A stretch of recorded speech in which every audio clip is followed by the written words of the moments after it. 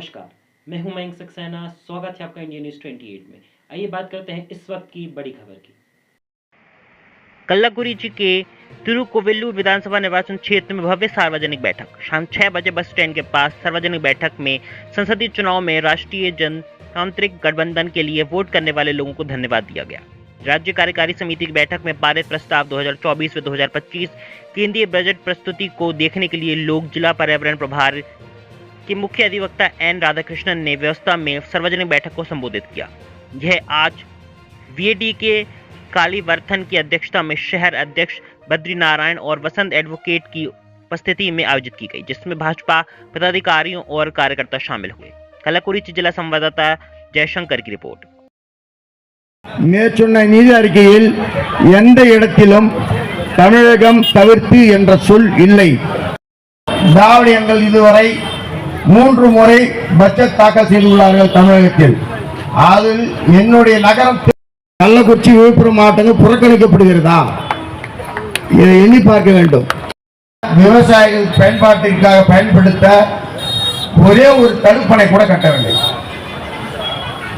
ஊழல் முதலாளி உதயநிதி ஸ்டாலின் மதுரை எய்ம்ஸ் கட்டடத்தில் திருடி வந்த செங்கல் ஒரு செங்கல் மத்திய மந்திரிகள் மாநில மந்திரிகள் அமைச்சர்கள் சொல்லிக் கொண்டே போகிறார். யாராவது ஒரு வைத்து நிறைய செங்கலை திருடி கூட தடுப்பணை அமைத்திருக்கலாமா? அதை செய்ய மறந்துவிட்டார். சமீபத்தில் நான் மதுரை எய்ம்ஸ் கட்டடம் கட்டும் இடத்துக்கு சென்றோம். நான் ஏரிடி எம்எல்ஏ அழகேசன் சென்றோம். அங்கு அந்த கட்டட பணியை மேற்கொள்வது எல்என்டி என்கிற ஒரு நிறுவனம். அவர்கள் செய்து கொண்ட பணி காம்பவுண்டு வேலையை செய்து கொண்டிருக்கிறார்கள்.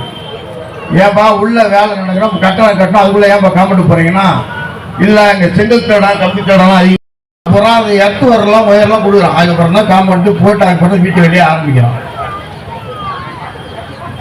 உடன் பிறவா சகோதரர் இறந்த ஆம்சாங் அண்ணன் சொன்னது போல அனைத்து கோயில்களுக்கும் அர்ச்சகரை இருப்பதை விட அதிகாரம் பெற்று நாம் மேல் வர வேண்டும் என்று தாழ்த்தப்பட்ட மக்களுக்கும் சிறுபான்மை மக்களும் குரல் கொடுத்தார்.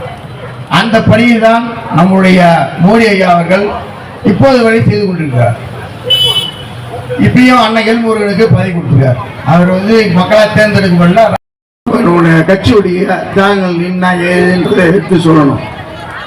இந்த நிலம் நீடிச்சுட்டே இருந்ததுன்னா திராவிடங்களுடைய ஒரு மாநிலத்தின் மேல கூட நம்ம ஆட்சிகளுக்கு நடத்தல.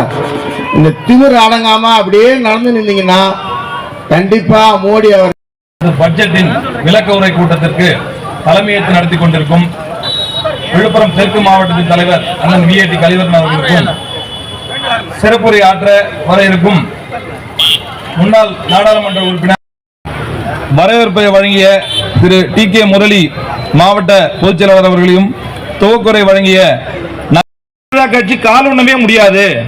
தமிழ்நாட்டில் பாஜக எங்க இருக்குது? நோட்டாவுக்கு கீழே இருக்குது அப்படின்ற ஒரு கேலி கிண்ட 16 ஆண்டுகள் நேரு மட்டும்தான் ஆட்சியில் இருந்தாரு. ஆனா அதுக்கப்புறம் யாருமே தொடர்ந்து 3 முறை யாருமே கிடையாது. இன்னைக்கு நம்ம பாரத பிரதமர் நரேந்திர மோடி அவர்கள் தலைமையில 3வது முறையாக ஆட்சி பெற்றிருக்கிறோம். 3வது முறை மட்டும்